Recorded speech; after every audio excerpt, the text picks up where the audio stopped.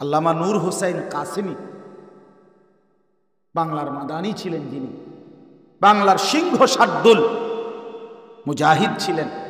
আল্লামা নূর হোসাইন কাসেমি রহমতুল্লাহ আলাই আমাদের আমির হেফাজত শেখুল ইসলাম আল্লামা আহমদ শফি রহমতুল্লাহর পরে দ্বিতীয় যেই ব্যক্তিটা বাংলাদেশে সবচেয়ে বেশি গর্জন করে কথা বলতেন, বৃদ্ধ বয়সেও আমি ওনার মুখে নিজে শুনছি, হুজুর এরকম বৈশা আমরা আলেমদেরকে বলছি যে মেহনতের নাম ইসমে আজম। মেহনতের নাম কি? ইসমে আজম দ্বারা যেমন অসাধ্য সাধন হয়, মেহনত অসাধ্য সাধন করে। মেহনত চাই, যে যে জায়গায় আছেন ওই জায়গাতে আটটু পরিশ্রম করে। ছেলেকে ফিরান, আটটু চেষ্টা করে। মেয়েকে ফিরান, আটটু চেষ্টা করে। স্ত্রীকে বেনামাজি বেপর্দা থেকে ফিরাবার জন্য আরেকটু চেষ্টা করে। একটু ঠান্ডা মাথায় চিন্তা করেন, ঘরের টেলিভিশনটা বন্ধ করা যায় কেন? আপনি ভাবতে হইব, ভাবতে হাল ছেড়ে দিলে পারতেন না। খানা দানা সব কিছুর মধ্যে একটু সময় বাঁচাইতেন এলেম তলবের জন্য। খুব বেশি আইটেমের তরকারি খাইতেন না। ওই যে দেখেন হুজুর, দেখেন দেখছেন কারে কয় কি, মানুষেরে কয় না প্লাস্টিকের কয়, কইতে বুঝছেন না কথা? ওরা উনি আছে ওনার কামে। এই দেখলেন, এই দেখেন। হ্যাঁ হ্যাঁ, আমি এই ডকেরই মানুষ, সাপ কথায় বিশ্বাস, নগদ হিসাব। আরেক বছর যাতে আইন না লাগে, এইটাই হিসাব। খামখেয়ালি আর কি, কারে বলে কি বলে কেন বলে। আমার তো কথার দরকার কি? হুজুরের কথা হুজুরে করুক, আমারটা আমি করুক। এই জন্য বললাম এটা এক ধরনের বর্তমানে জাদুর মতো সম্মোহন, প্রচন্ড আসক্তি। দুনিয়ার আর কিছুর আসক্তি মানুষের এতটা মনে হয় ছিল না কোনো সময়। মোবাইলের প্রতি আসক্তিটা যে পরিমাণ মানুষের বাড়ছে, সব সময় মানুষের কিছু না কিছুর প্রতি আসক্তি ছিল। কেউ পান খাওয়ার প্রতি আসক্ত, কেউ বিড়ি খাওয়ানোর প্রতি আসক্ত,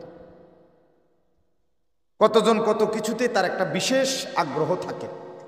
কিন্তু এই সব আসক্তি বর্তমানে পিছনে ফেলে মোবাইল একদম শীর্ষে, এটা এক নম্বর স্থান দখল করছে, এবং এটা এখনো এক নম্বর স্থান দখল করেই আছে। কেউ হালাইতে পারতেছে না, নিচে নামাইতে পারতেছে না। ছোট বাচ্চা থেকে শুরু করে মাঝ বয়সী সবার এটা নিয়ে আগ্রহ, ব্যস্ততা, জিন্দিগিটা দিয়ে দিছে মোবাইল। সময়ের অবসরটুকু মোবাইলকেই দিয়ে দিছে। এই জন্য ভাইয়া যাই হোক, মনে কিছু নিবেন না, কথার প্রসঙ্গে আমি বলছি।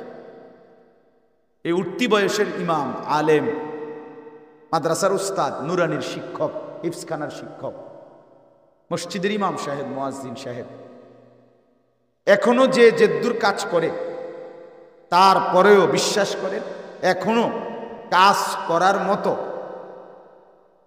যথেষ্ট সময় মেহনত করার মতো আরো আছে ওনার হাতে। কিন্তু উনি শুধুমাত্র মোবাইলকে সব দিয়া জিন্দিগিটা দুর্বল বানায় ফেলতেছে, গাফেল বানায় ফেলতেছে।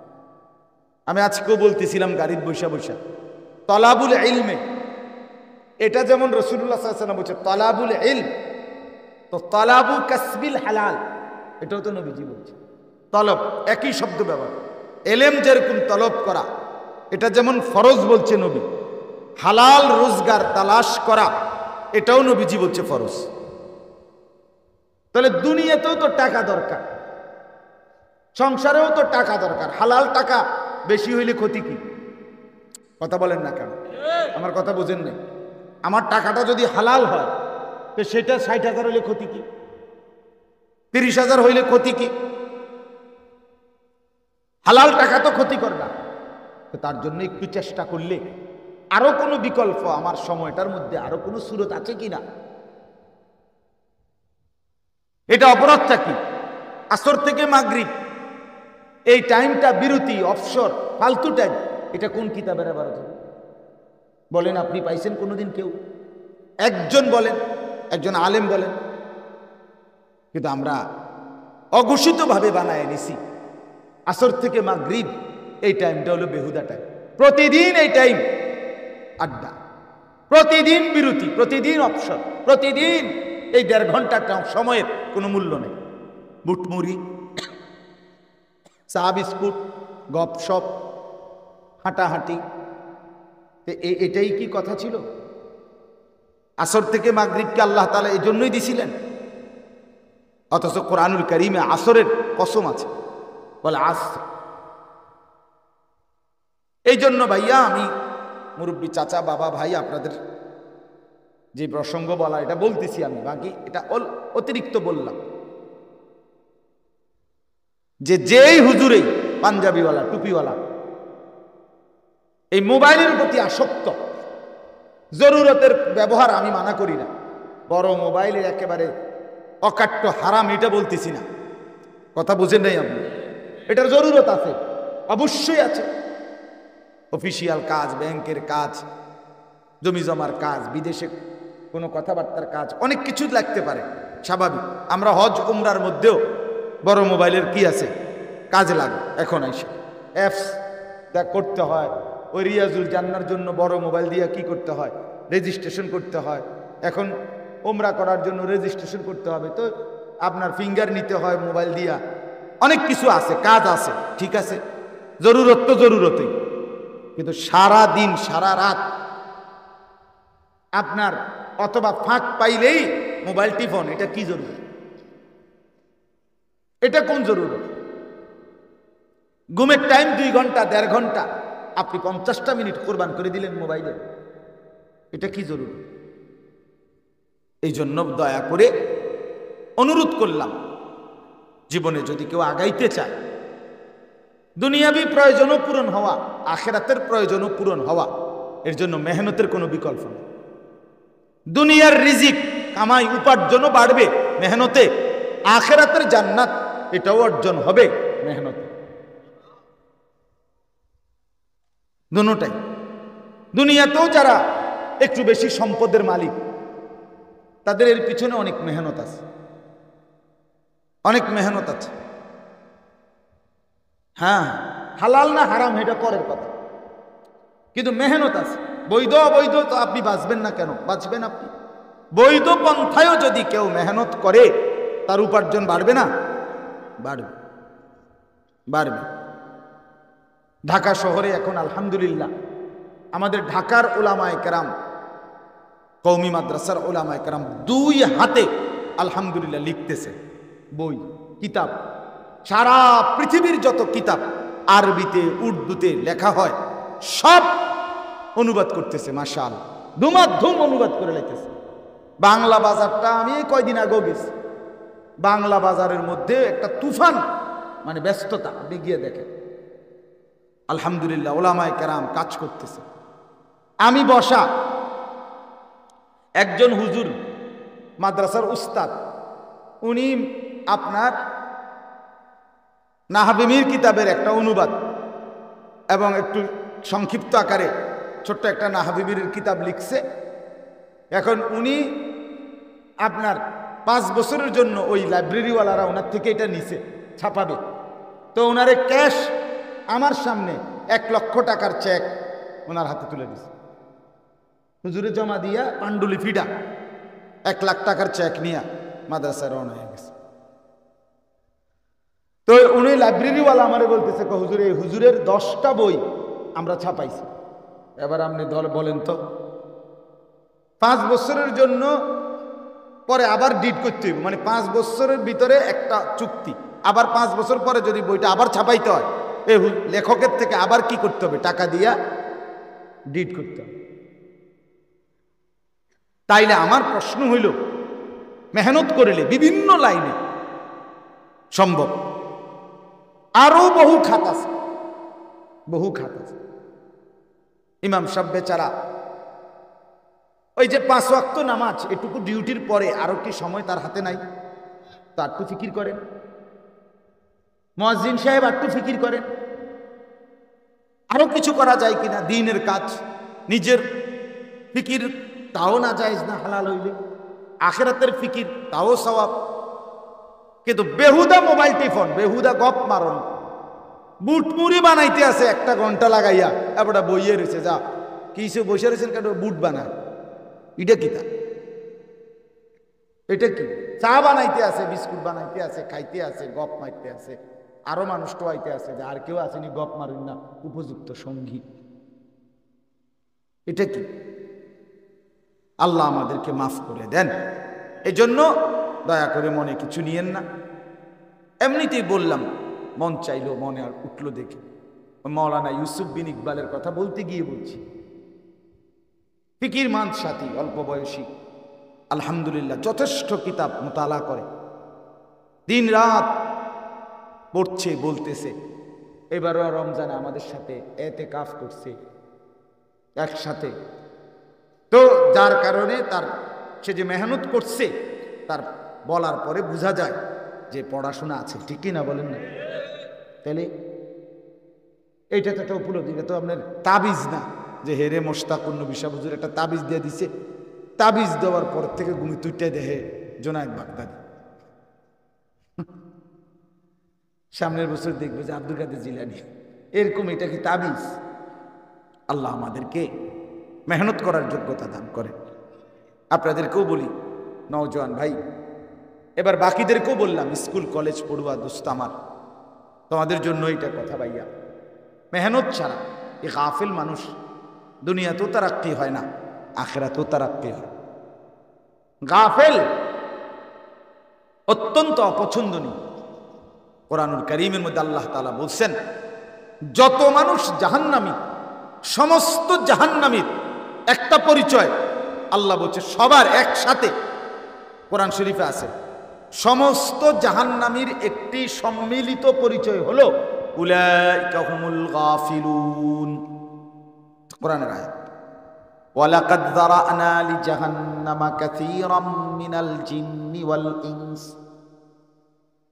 আল্লাহ বলেন, অসংখ্য জিন আর মানুষ দিয়ে আমি জাহান্নাম পূর্ণ করব। এই আয়াত লম্বা, সব শেষে আল্লাহ বলেন, যত লোককে দিয়ে আমি জাহান্নাম পূর্ণ করব, সবার একসাথে পরিচয় হলো উলাইকা হুমুল গাফিলুন। কেন জাহান্নামী হলো? মূলত এরা সকলেই ছিল গাফেল। কি ছিল বাপ? গাফেল। গাফেল, সমস্ত গাফেলের শেষ গন্তব্য জাহান্নাম। কোথায়? আল্লাহ কোরআনে বলেন, ওয়ালা তুতি মান আগফালনা কলবাহু আন যিকরিনা। আল্লাহ বলে, বন্ধু, যাদের অন্তর আমি আল্লাহর স্মরণ থেকে গাফেল, আপনি তাদের সঙ্গী হবেন না। এমন ফালতু লোকের সাথে বসবেন না, এমন বাজে মানুষের সাথে বসবেন না। এটা বাজে মানুষ, 3 ঘন্টা লাগাইয়া বইয়ে বিড়িয়ে খায়, ব্যাক কল কোথায়, এতক্ষণ মানুষ বিড়ি খায়, জিমায় বইয়া বইয়া কুয়ায় গপ মারে। আল্লাহ নাই, খোদা নাই, আখিরাত নাই, পরকাল নাই, জবানে কোনো মালিকের নাম নাই। এটা কি ধরনের মানুষ বলেন না কেন? যেন আল্লাহ বলেন, ওয়ালা তুতি মান আগফালনা। আগফালনা গাফিল,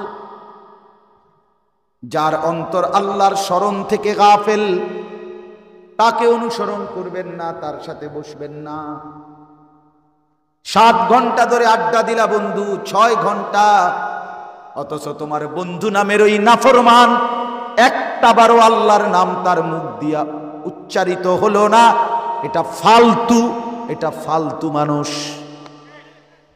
এটা বাজে ছেলে বেটা, এটা বাজে ছেলে, এ তোরে নষ্ট করে দিবে বেটা, এটা শয়তান, এটা ইবলিস।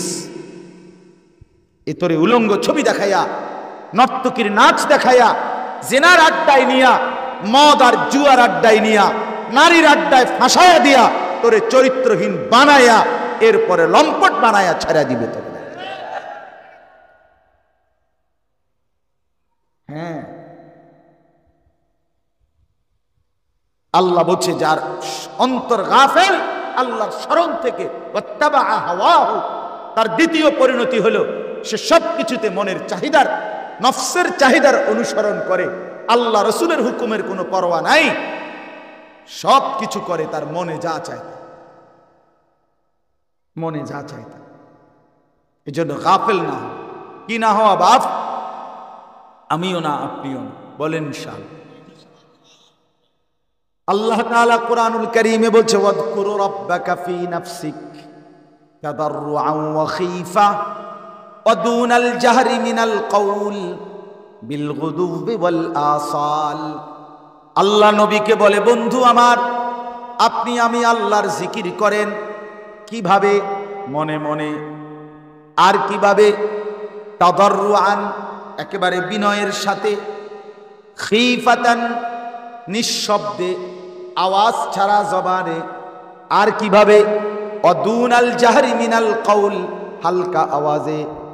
এক নাম্বার জিকির করবেন দিলে দিলে, দুই নাম্বারে জিকির করবেন জবানে, তবে শব্দ হবে না। তিন নাম্বারে জিকির করবেন জবানে, তবে হালকা শব্দে। আল্লাহ বলেন এই তিন ভাবে জিকির করেন, বিল গুদুওয়ি ওয়াল আসাল, সকালে ও সন্ধ্যায়। এরপরে আল্লাহ বলেন, ওয়ালা তাকুম মিনাল গাফিলিন। বললাম বন্ধু, কোন অবস্থাতেই আপনি গাফেলদের অন্তর্ভুক্ত হবেন না। গাফেল হয়েন না। কি হয়েন না? গাফেল হয়েন। ওয়ালা তাকুম মিনাল গাফিলিন, নবীজিকে বলছেন গাফেল হয়েন না। ভাল লাগলে হালকা আওয়াজে পড়েন, ক্লান্তি লাগলে আওয়াজ ছাড়া পড়েন, আরো কষ্ট লাগলে দিলে দিলে পড়েন, কিন্তু আমি মালিকরে ছাইরেন না, আমারে ছাইরেন। ওয়াযকুর ইসমা রাব্বিকা ওয়া তাবাত্তাল ইলাইহি তাবতীলা। আল্লাহ নবীকে বলছে, বন্ধু আপনি আমি মাওলার রবের নাম, আমার নামের জিকির করেন, আর দিলটা সারাক্ষণ আমি আল্লাহর দিকে ফিরায়া রাখেন। তাবাত্তুল। ইন্না লাকা ফিন নাহারি সাবহান তাবিলা। আল্লাহ বলে, বন্ধু জানি আমি সারাদিন আপনি ব্যস্ত থাকেন, যত ব্যস্তই থাকেন তবুও আমার জিকির সঙ্গে রাখেন। ওয়াযকুর ইসমা রাব্বিক, আমারে ছাইরেন না, আমারে ভুইলেন না। কোন ব্যস্ততাই জামাত যেন না ছুটে, কোন ব্যস্ততাই যেন ফরজ নামাজ ছুটে না যায়, আমি আল্লাহর জিকির যেন ছুটে না যায়। আল্লাহ বলছেন জিকির চালু। ফাইদা কুদিয়াতিস সালাতু ফান্তাশিরু ফিল আরদ ওয়াবতাগু মিন ফাদলিল্লাহ ওয়াযকুরুল্লাহা কাসীরা। এই যে আল্লাহ বলছেন, বান্দা নামাজ শেষ হলে জমিনে ছড়িয়ে পড়ো, যার যার রিজিকের তালাশে কর্মস্থলে যাও, যার অটো অটোতে যাও, যার সিএনজি সিএনজিতে যাও, যার গাড়ি গাড়িতে যাও, যার দোকান দোকানে যাও, যার চাকরি চাকরিতে যাও, যার ব্যবসা ব্যবসায় যাও, যার খেতে খেতে যাও, যার চুলা তার রান্না বান্নাতে যাও। আমার বান্দা বান্দি যেখানেই যাও যাও, রিজিক তালাশ করো, তবে ওয়াযকুরুল্লাহা কাসীরান, আমি আল্লাহর স্মরণ কইরো বেশি বেশি, আমারে সঙ্গে রাখো, লাআল্লাকুম তুফলিহুন, তাহলে দুনিয়াও সফল হবে, আখিরাতও সফল হবে, আখিরাতও সফল। আরো ভালো করে উড়ান ভাই, দাঁড়াইয়া উড়ান, সবাই দেখুক। আপনি যে মোবাইল ঘুরাইতেন পারেন, এটা দেখুক সবাই। খারান খুশিতে হাসতেছে ভাই, ওনারা যে একটা ভালো কথা বলছি, উনি দোয়া করছি যে বুঝছে।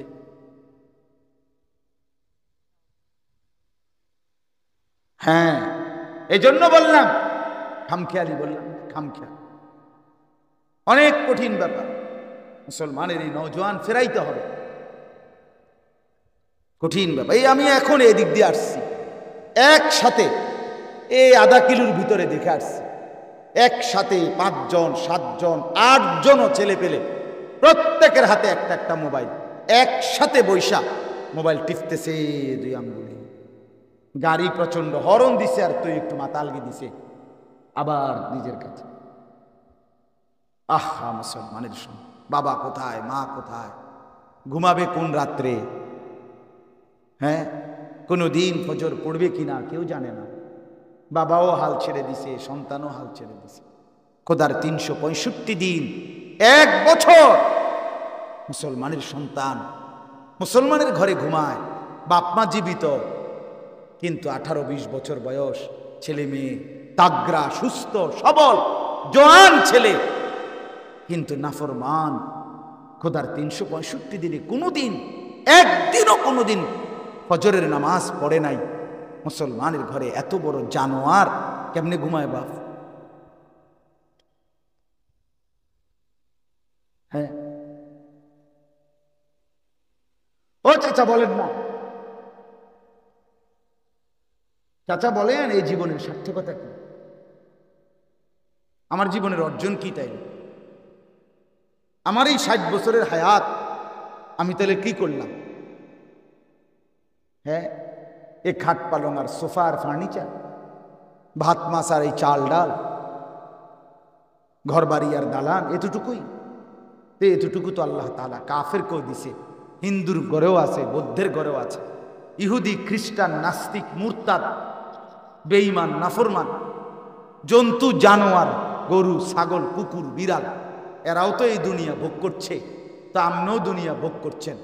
তো আপনারে আমারে মুসলমান বানাইয়া আলাদা বিশেষত্ব কি?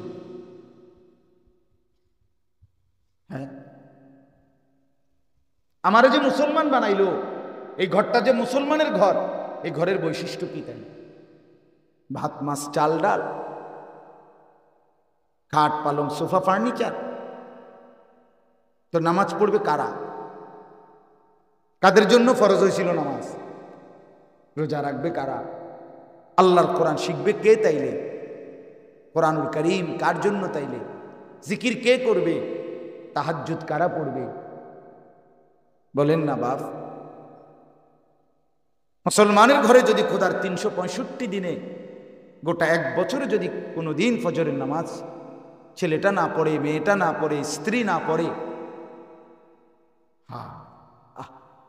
আমি বুঝি না হুজুর, আমি বুঝি না। আমি বহুত চিন্তা করে চাইছি এটা কিটা, এবার এই ফুলার বাপ এবার কি প্লাস্টিক না লোড়া না বদনা, এবার আমি বুঝি না এটা কি মানুষ। হায় হায় হায়, এই মুসলমান কেমনে ঘুমায়, রাত কাটে কেমনে, হতে কেমনে, ঘুম যায় কেমনে, তার মা বাতরান দে কেমনে, আমি বুঝি না। আরে মহিলা, আরে বেটি, আরে চাচি, আপনার জীবনের আর কি কার লাগে এই হাইওয়ানের জন্য বাতরান দেন? এত বড় দুশ্মনের লেগা, ছি ছি ছি, এত বড় বেহার জন্য ভাব, এত বড় জঙ্গলি অসভ্য। দেখি 1 দিন 2 দিন কোনদিনই নামাজ পড়বে না মুসলমানের বাচ্চা এটা। আরে কি কোন মিয়া, আমার জীবনের আছে কি তাইলে? আমি পৃথিবীতে আসলাম কেন? আমার উপার্জন কার জন্য? আমার জিন্দিগিটা কার লাগে শেষ করলাম? এতটি জমি কিনলাম, এত বাড়ি করলাম, এত কিছু করলাম, ঘাম বাইয়া বাইয়া পড়লো একটা একটা টাকার জন্য, এই অমানুষদের জন্য। এরা বসে বসে সারাদিন সারা রাত মোবাইল টিপবে, ছেলে সারা রাত মোবাইলে উলঙ্গ ছবি দেখবে, বেড়ি বেপর্দা চলবে ঘরে, 30 বছর ধরে প্রতিদিন রঙিন টেলিভিশন চলবে, নাচ গান, নর্তকীর ছবি, জিনা ব্যভিচারের দৃশ্য দেখবে। এই জন্যই আমার উপার্জন। আজকে 28 বছর আমি এর লেগে বিদেশ করলাম, 32 বছর এই জন্য বিদেশ করলাম। কি বলেন না? এরম বিদেশি মানুষ আছে না? আজকে 28 বছর বেচারা কষ্ট করে, কলজাটা তার জাগাত নাই, জীবনে সুখ কি আবার? যার পাশে বউ নাই, সন্তান নাই, মা নাই, বাপ নাই, একটা ট্যাবলেট খুললে দই। আমার রাতের 2টা বাজলে, বিশ্বাস করেন, রাতের 2টাও যদি বাজে, 3টাও বাজে, 2:30টা বাজে, আমার 2.5 বছরের মেয়েটা আমার সাথে, আমার ড্রাইভার এখানে আছে জিগার, প্রতিদিন রাতে আমি মাহফিল থেকে ফিরলে রাতের 2:30টা বাজুক আর 3টা বাজুক, আমার ছোট্ট মেয়ে সুমাইয়া, আমার মেয়েটা যত রাতেই হোক আমার জন্য সজাগ। গেট কলিং বেলের টিপ দিলেই অথবা মোবাইলটা রিং দিলেই বাসায় সে চিৎকার দিয়ে ওঠে, আব্বু আইছে। গেটের সামনে প্রথম দরজা খুললেই আমার মেয়েটা নজরে, আমি তারে সবসময় কোলে নিয়েই ভিতরে ঢুকি। যে বেচারা আজ 28 বছর বিদেশ, 30 বছর বিদেশ, সে আদর পাইল কই, সোহাগ পাইল কই, কি পাইল? 14 ঘন্টা ডিউটি করার পরে সে কষ্ট করে নিজের রান্নাটা নিজে করে, নিজের কাপড়টা নিজে ধোয়, নিজের সব প্রয়োজন নিজে পূরণ করে। এই কষ্টের টাকা পাঠাইয়া এই জীবনটা শেষ করে বিনিময়ে বউ যদি বেপর্দা, বেনামাজি, ছেলেটা যদি সারা রাত সারা দিন অসৎ বন্ধুদের সাথে আড্ডা মারে আর মোবাইল টিপে, এক ওয়াক্ত নামাজ না পড়ে, তো এই বেচারার দুনিয়া কি আর আখিরাত কি? বলেন না বাপ, আমারে বলেন। এই ছেলেরা বলো না ভাইয়া, 2 বছর মায়ের পবিত্র দুধ খাইলা, এভাবে ভুললা গেলা? হ্যাঁ, এতগুলো আজান হয় একসাথে এক এক মহল্লায়, একটাও আজও কানে বাড়ি খায় না। তুমি কেমন কেমন ডাকাত, তুমি কেমন পাষাণ, তুমি কতটা নৃশংস, কতটা হিংস্র, তুমি কত বড় গাদ্দার। একদিন 2 দিন না, এক এক ওয়াক্ত নামাজে আজান প্রত্যেক মহল্লায় তো 2, 4, 5টা মসজিদ থেকে একসাথে বাজে না? কি বলেন না? একটা মসজিদের মাইক যদি 4টা করে হয়, 5টা মসজিদে যদি মাইক বাজে তো 20টা হরণ এক লগে বাজছে।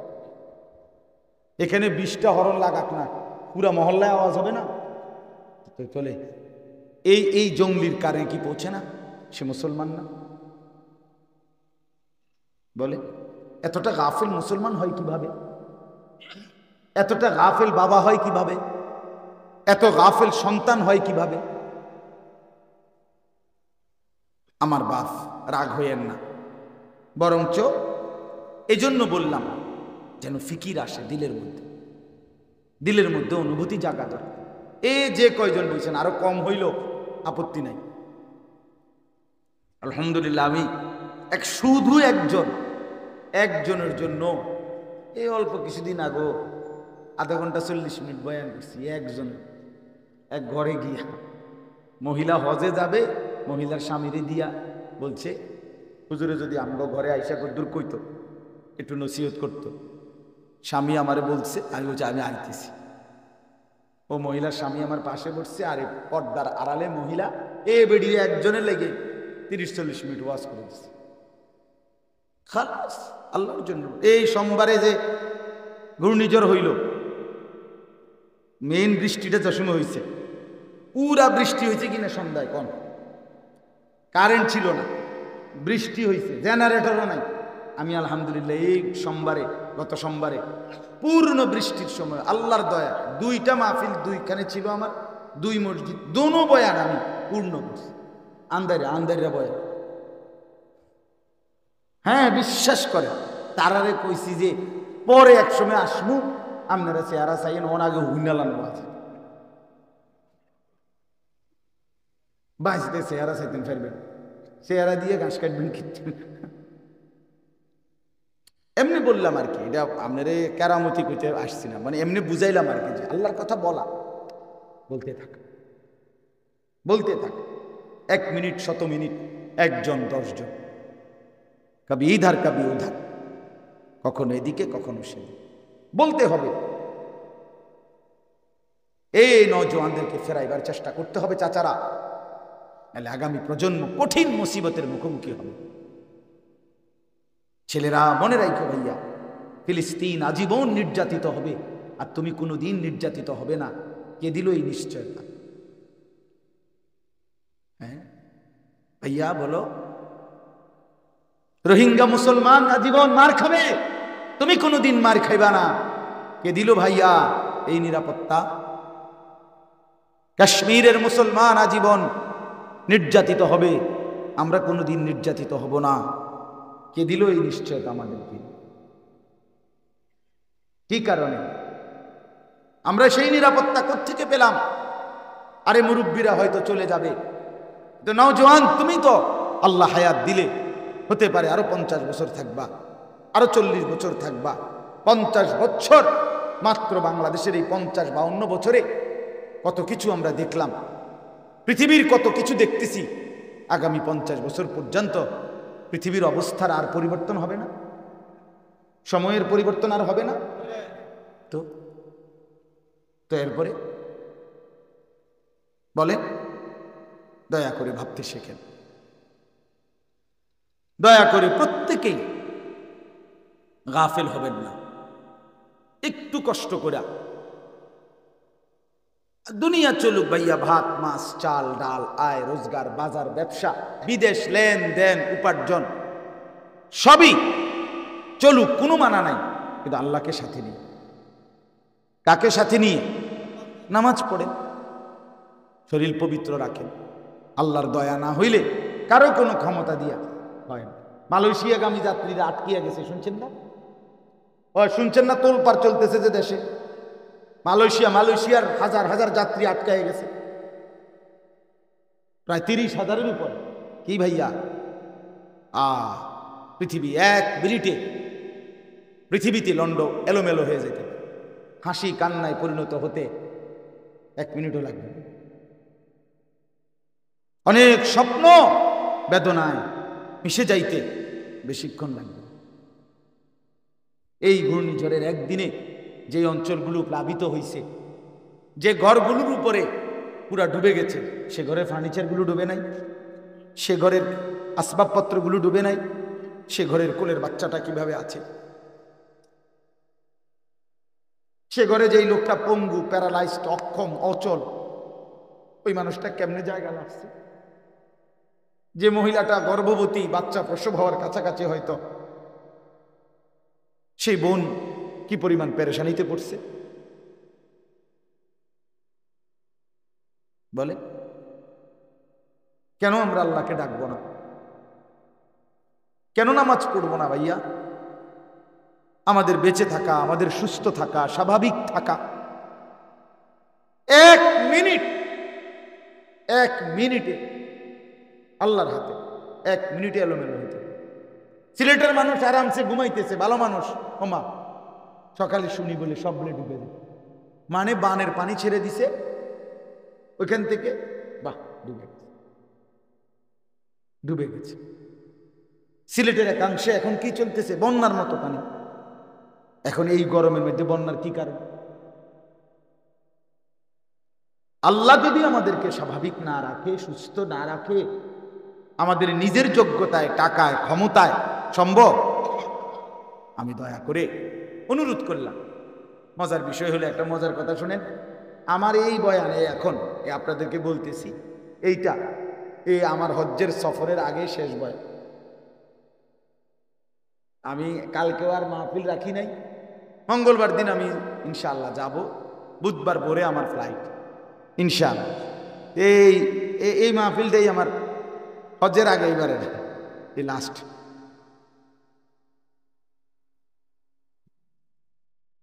সোমবার দিন রাখছি প্রস্তুতির জন্য, কিচ্ছু গুছাই নাই, আমি আছি আমার জায়গা, ব্যাগ আছে ব্যাগের জায়গা,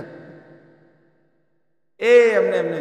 তো এজন্য বললাম, আমি আপনাদের কাছে অনুরোধ করলাম, যুবক ভাই তোমাদের কাছেও বললাম, মূল কথা ছিল আলেম ওলামা অনেকে হয়তো কষ্ট নিতে পারেন যে সামনাসামনি না বললেও হইতো, যাই হোক বলে গেছি, মাফ করে দিই।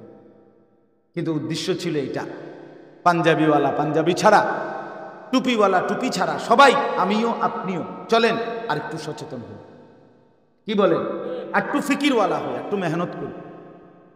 আল্লামা নূর হোসাইন কাসেমি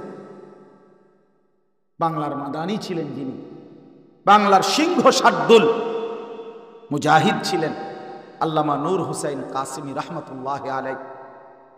আমাদের আমির হেফাজত শেখুল ইসলাম আল্লামা আহমদ শফি রহমতুল্লাহর পরে দ্বিতীয় যেই ব্যক্তিটা বাংলাদেশে সবচেয়ে বেশি গর্জন করে কথা বলতেন, বৃদ্ধ বয়সেও, আমি ওনার মুখে নিজে শুনছি, হুজুর এরকম বৈশা আমরা আলেমদেরকে বলছি যে মেহনতের নাম ইসমে আজম।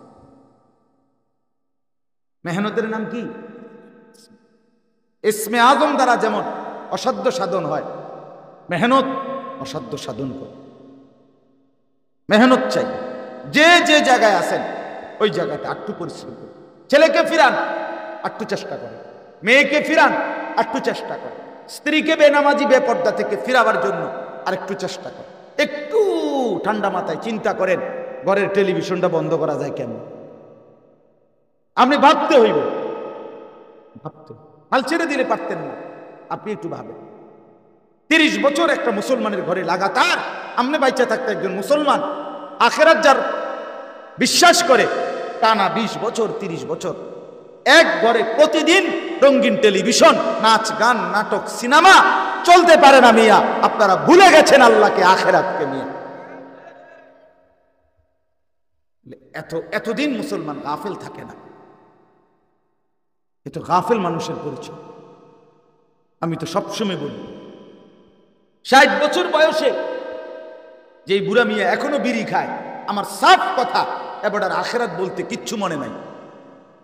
নাইলে আজও আপনি বিড়ি খান তা আপনি মরবেন কোন দিন? আজও এখনো আপনি চা দোকানে বসে রঙিন টেলিভিশন দেখেন, চাচা আপনার লজ্জা শরম হইব কোন দিন? আপনি অনুবেডির নাচ দেখেন, এখনো নাটক সিনেমা দেখেন, শরম হবে কোন দিন? অতএব দয়া করে ভাবতে শেখেন, বুঝতে শেখেন। প্রত্যেকেই নিজের হায়াতের কদর করে। আপনার সময় আপনার কাছে আমানত। আপনি মরে গেলে পৃথিবী থাকবে ঠিক আছে, কিন্তু আপনি আর আইতেন না। কথা বলেন না? আমি মরার পরে মানুষ যদি আধুনিক হইয়া সব চাঁদের দেশেও জায়গা, তো কি তো আমি তো নাই। বোঝেন নাই আমার কথা? আমি মরার পরে আমার জিফুত যদি প্রত্যেক বেলা হেলিকপ্টারও সরে, তো কি আমার লাভ কিতা? আমি তো আর নাই, আমি তো আর আসবো না কোনোদিন। তো পৃথিবী এরপরে আধুনিক হইলে আমার লাভ কি হবে? প্রত্যেক বাড়ির সামনে যদি একটা একটা হেলিকপ্টার দিয়ে লয়, তো আমার লাভ কি?